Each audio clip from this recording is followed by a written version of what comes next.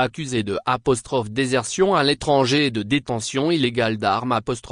L'ex-chef d'état-major général des armées, le général Sadiba Coulibaly, a comparu ce jeudi 13 juin 2024 devant le tribunal militaire permanent de Conakry.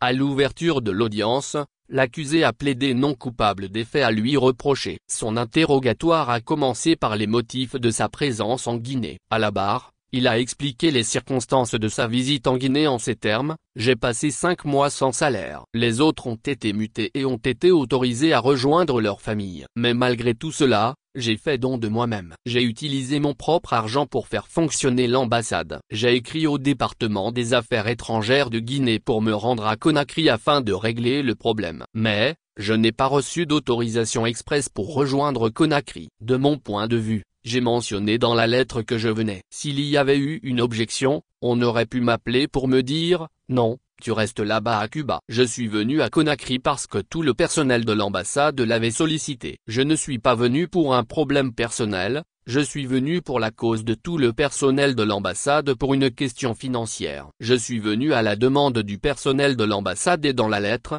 j'ai mentionné visite officielle. Ce n'est pas une permission que j'ai demandée. J'ai informé le ministre que je venais en Guinée. Je suis venu à Conakry sans autorisation express de mes supérieurs. Je suis là pour les besoins de l'ambassade et du personnel de l'ambassade. Avant de venir en Guinée, l'ex-chef d'état-major interarmes a dit avoir tenté de résoudre les difficultés financières à distance, mais sans succès.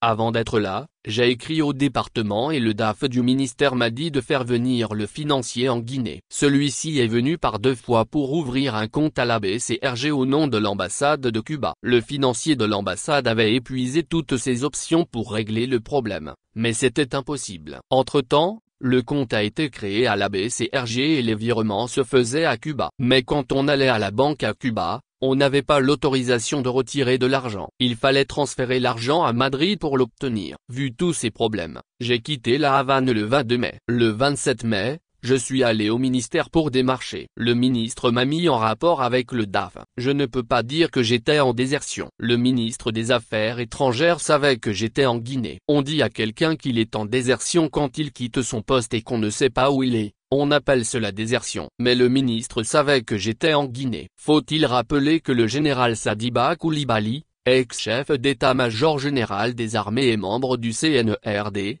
la junte militaire au pouvoir à Conakry depuis le 5 septembre 2021, a été interpellé manu militari il y a quelques jours à son domicile à Kouinsia, avant d'être auditionné longuement par la PSIJ de la gendarmerie puis poursuivi par le tribunal militaire permanent de Conakry avec 6 de ses gardes du corps pour désertion à l'étranger et de détention illégale d'armes.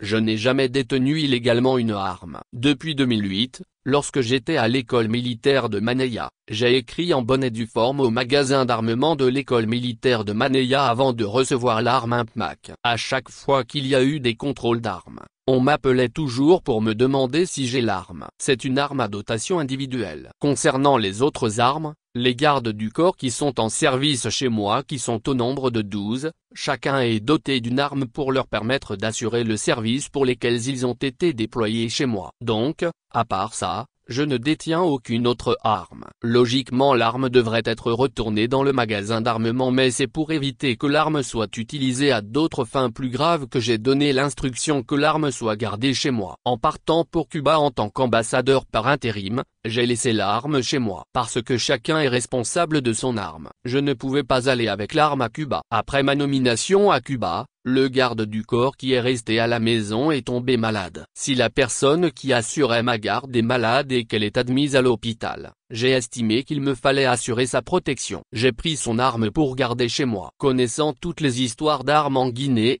j'ai pris l'arme pour la mettre chez moi, a-t-il déclaré.